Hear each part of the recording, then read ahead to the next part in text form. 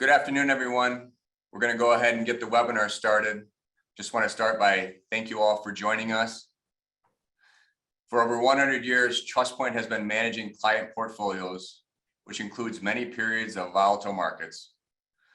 Our investment group is constantly monitoring the economic environment and, as appropriate, adjusting portfolios. These times of uncertainty are never fun, but rest assured, we have managed portfolios through this like this many times before. Before I turn it over to Jan and his team, I just want to take a moment and say thank you for your business. Thank you for your trust and the confidence you have placed in us.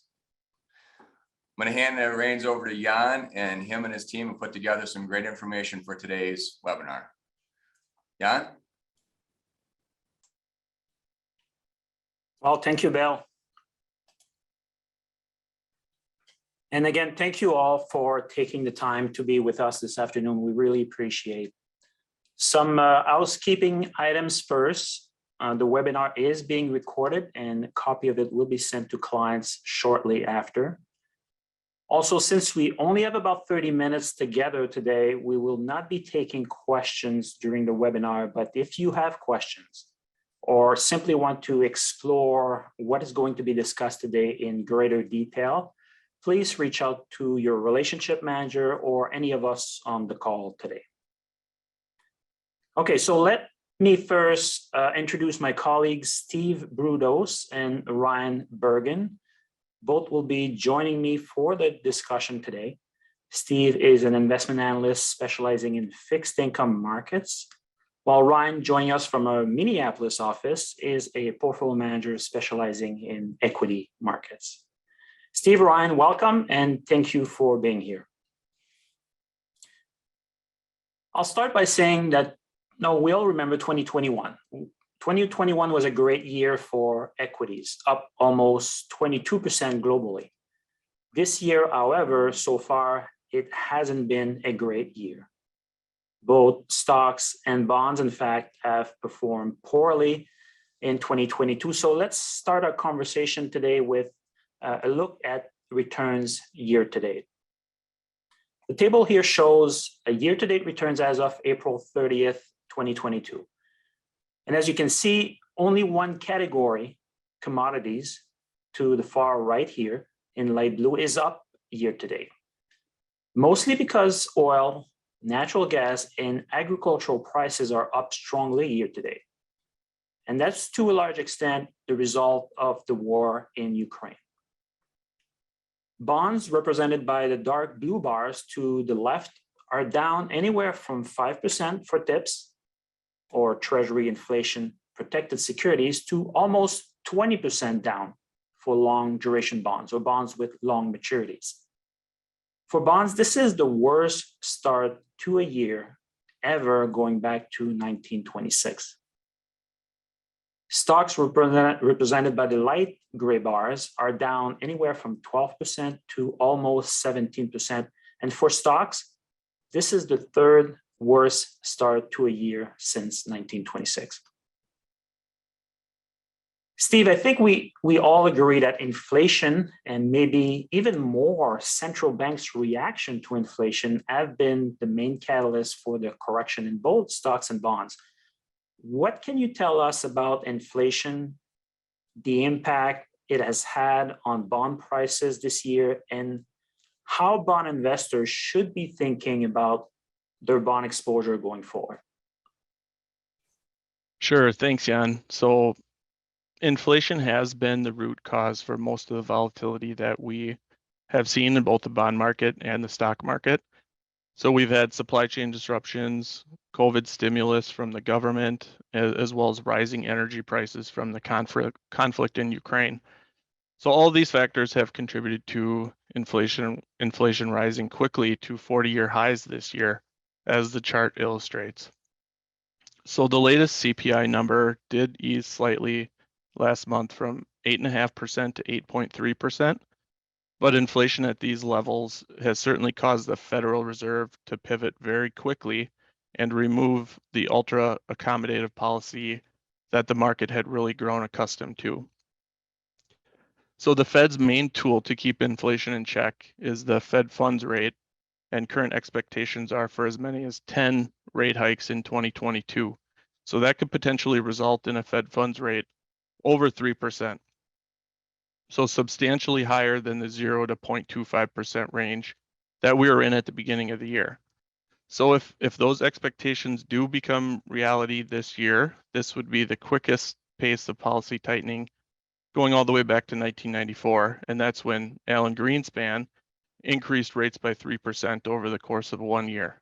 So it's really been this feedback loop of higher inflation, which has led to higher interest rates, that has had a material impact across the markets. So specifically to the bond market, if we look at the next slide, bond yields have shifted higher every month to start this year. So this chart is showing the yield curve at the end of each month so far in 2022. So yields are anywhere from 1.5% to 2% higher across most of the curve as borrowing costs have really surged. So maybe the most visible illustration of this is if we look at the national average 30-year mortgage rate. It's gone from 3.25 to 5.5% in just 4 months. So a dramatic rise.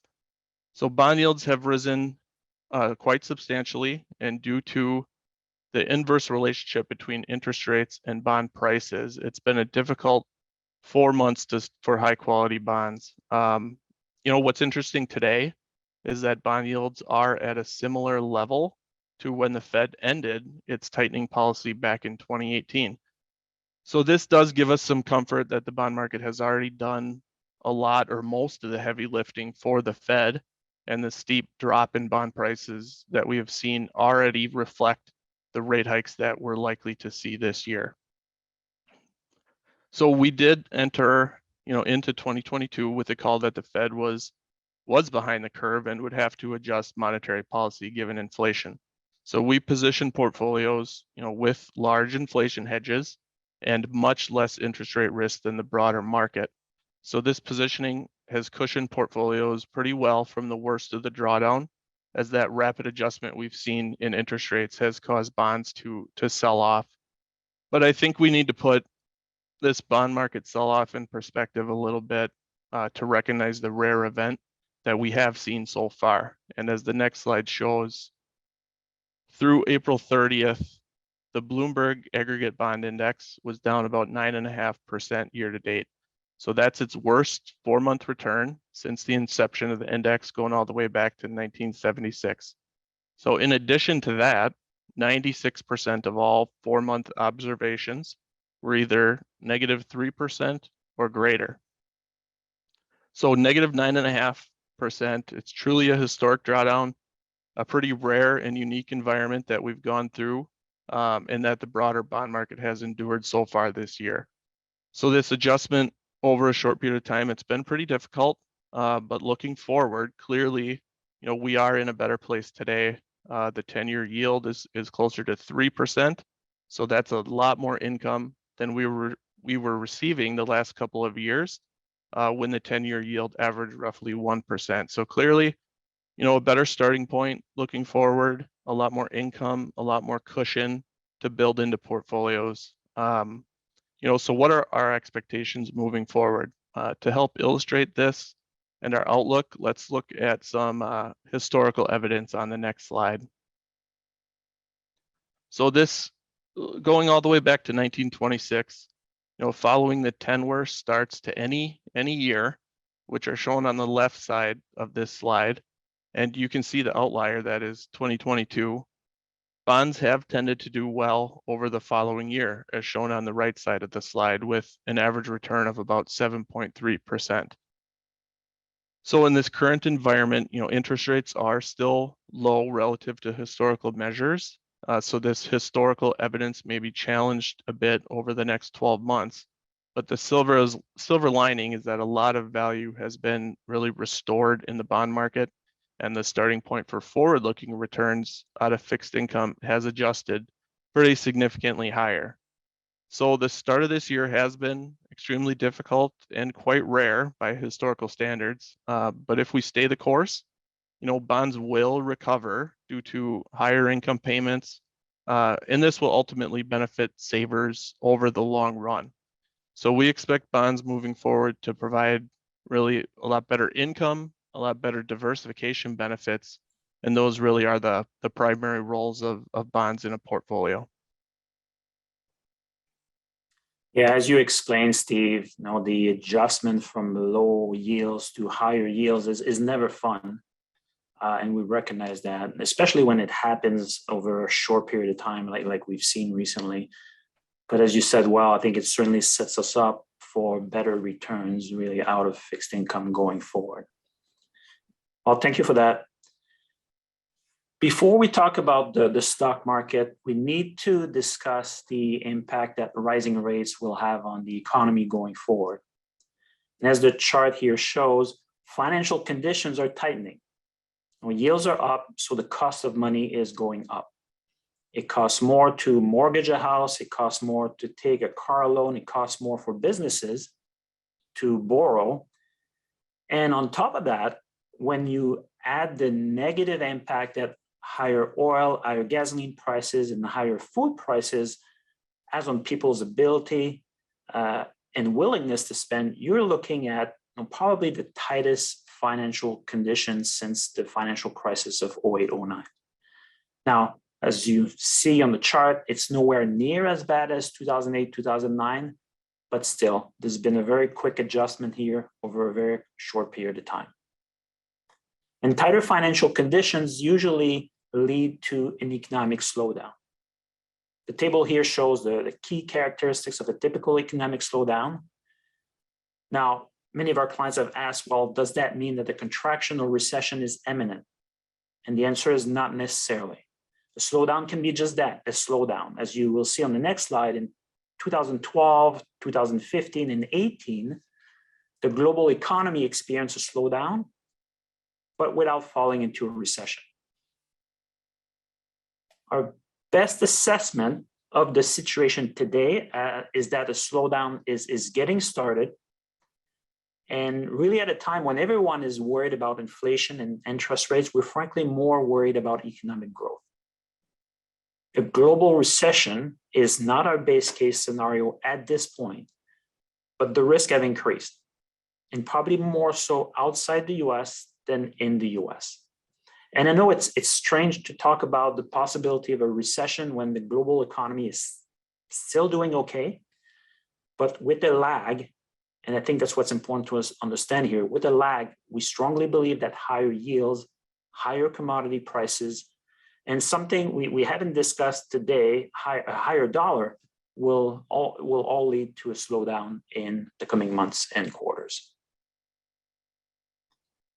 So based on what we know today and based on what we can model out, our best estimate is that global growth will slow to about 1.7% by the first quarter of 2023. And that's what is shown in the green box to the right of the chart here. So as you look at the chart, the orange line here shows actual real GDP globally over time. And the red dotted line shows the model estimate. So the red dotted line is a projection of what growth may look like 9 months out. So less than 2% growth is not an outright contraction. It's not a recession like we saw in 08-09 or during the COVID recession of 2020, but it's still a material slowdown. A slowdown we fear could feel worse than 2012, 2015, or 2018.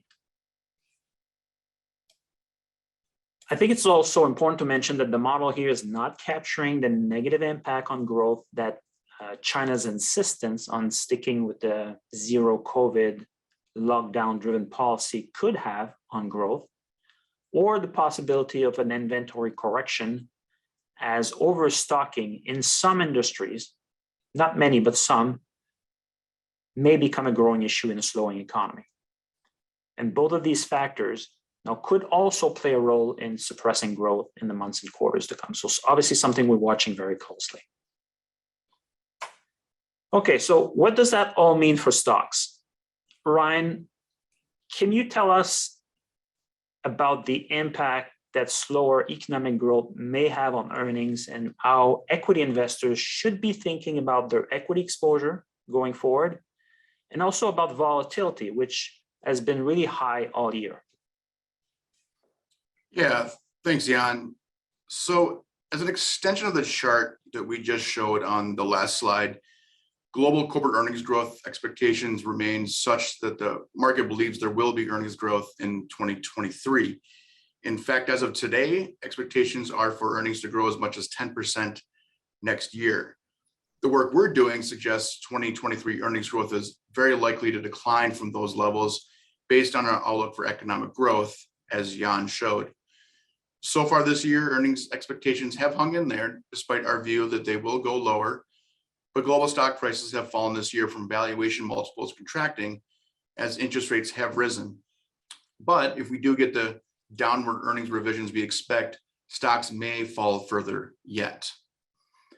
Valuations have compressed for none more so than growth stocks, which largely consist of technology stocks. So during the pandemic, global tech stocks saw their stock prices rise on very good demand, leading to strong earnings growth, and investors expected that to continue well into the future, supported by, importantly, an environment of extremely low interest rates. The rise in those stock prices was so strong that unsustainable valuations were reached. What we're seeing now, not surprisingly, with rates moving higher and lives having returned closer to pre-pandemic times more than really at any other time since early 2020, is that those companies with the most extreme valuations, as we show on the next slide, they've seen their values come down much more than stocks that had more reasonable valuations before the market slide began. As you can see, year to date through the end of April, the cheapest quintile actually had positive returns, while the most expensive quintile of stocks fell over 25%. Fortunately, going back to 2021, we de-emphasize growth stock exposures in portfolios, which has benefited client returns on an absolute and relative basis. I'd like to now discuss volatility from an investor portfolio perspective.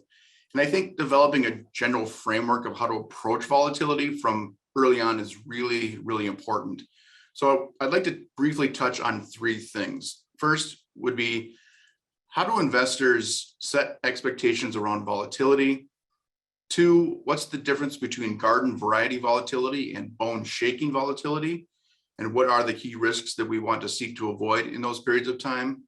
And then third, what investors should practically do about it? So first, let's help set expectations. And I think this is really important. If we look at the S&P 500 and we use that as a proxy for the overall markets, dating back to 1980, as we show on the next slide, we can see the light blue bars are calendar year returns, and the dark blue diamonds are the intra-year drawdowns that occur in that calendar year.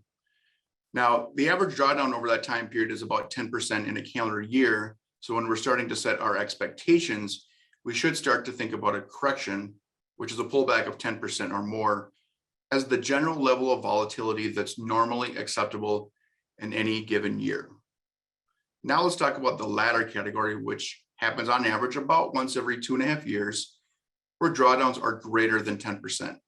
I'll note that what's interesting is sometimes those years still prove to have positive annual returns, and in others, they prove to have negative annual returns, and that's part of the market cycle. But one of the key risks that we see in those periods of high volatility is investors wanting to change their game plan in the middle of the game. And what we mean by that is investors choose to go to cash or change their portfolio allocation in the midst of volatility. So as a way to look at the cost or the risk of making those changes, we looked back and said, what if we just missed some of the best 5 days or 10 days or more since 1980? Now, the S&P 500 has had over 10,000 trading days.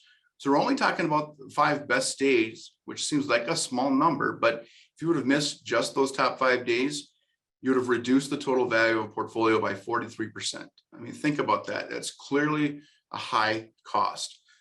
So the question then is, what do we do to potentially guard against these portfolio changes or actions from being taken? So first, we want to guard against that garden variety volatility with knowledge. The knowledge of setting our expectations for that 10% drawdown in any calendar year. That's normal, and we're okay with that. For the non-garden variety type, there's a couple of things we would say. First, building a well-diversified portfolio can help weather through those periods of time, and something we'd highly recommend.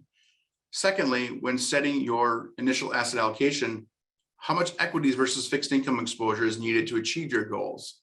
Understanding your tolerance for these extreme market drawdowns, acknowledging your investment time horizon, and then allocate assets accordingly based on those factors.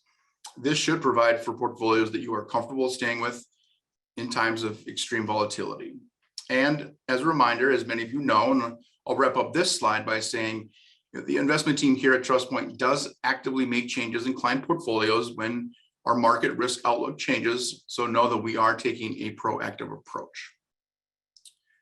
Now, there is one last thing I need to quickly touch on, and that is addressing the elephant in the room of how long do we think this drawdown will last, as the S&P 500 is already down about 18% from its peak in early January as of Friday. If we go to the next slide, we can see that going back to 1945, we've had 9 periods of the S&P 500 down between 20 and 40%. The average decline in those periods was about 28%, and you can see the duration of the decline was just under a year. But on average, in just over a year later, as the chart shows, the S&P 500 has recovered all of those losses. Going back to what Jan said, a recession is not our base case. But if we do consider types of recessions, I think explaining a central bank-led recession is most relevant to today's environment. A central bank-led recession is when there's an over-tightening of monetary policy, usually resulting in mild GDP contractions. They're typically short-lived, and the average equity drawdown in these periods is about 25%, which contrasts from other more severe types of recessions. This is most reminiscent, this scenario of the central bank-led recession is most reminiscent of the period of about 1979 to 1980. This does feel closer to today's scenario where inflation has run hot and the Fed has been trying to play catch up.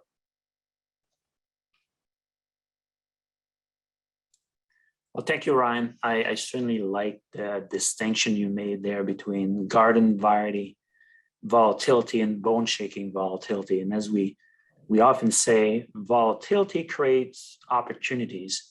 And I think it's important for our clients to know that we've already made adjustments to portfolios this year to take advantage of the volatility and adjust to a macro environment that is, frankly, less clear and less certain going forward. Now, the table here doesn't show the specific changes we've made to portfolio positions, as those are always done on a case-by-case basis, but it shows how we are tilting portfolios, how we've adjusted our preferences for portfolio exposure. Now, it's hard to call victory when returns are down, but we came into the year, and I think Steve talked a little bit about that, with a large inflation hedge position, a short duration call on bonds, and on the equity side, also some protection against volatile equity markets. And those calls have added value and cushioned some of the downside. Now, more recently, in late March, in fact, we took advantage of a strong rally we saw in equity markets to reduce our equity exposure by about 5% across portfolios. And if we're given another opportunity to sell a little more equities on strength, based on what we know today, we will probably do that. As you look at the table, within equities, as line 2 and 3 show, now we favor value, defensive, and small cap, but above all, I would say we favor quality. So very important in our mind, in our opinion, to invest in real companies with real earnings in the current environment. Within fixed income, the rise in inflation and interest rates has given us better entry points to increase duration risk a bit and also reduce some of our inflation hedge positions. And that is reflected in line 5 and 8 in the table here. So these are the main takeaways from the table. I see my clock here, 1:56. We're going to keep that within the 30 minutes. I will simply conclude here by saying thank you to Steve and thank you to Ryan for your insights. We want to thank you all for attending this webinar today. We appreciate your trust and confidence in us. And again, if you have questions or simply want to explore what was discussed today in greater detail, please reach out. On that, have a good week, everyone, and we'll see you next time.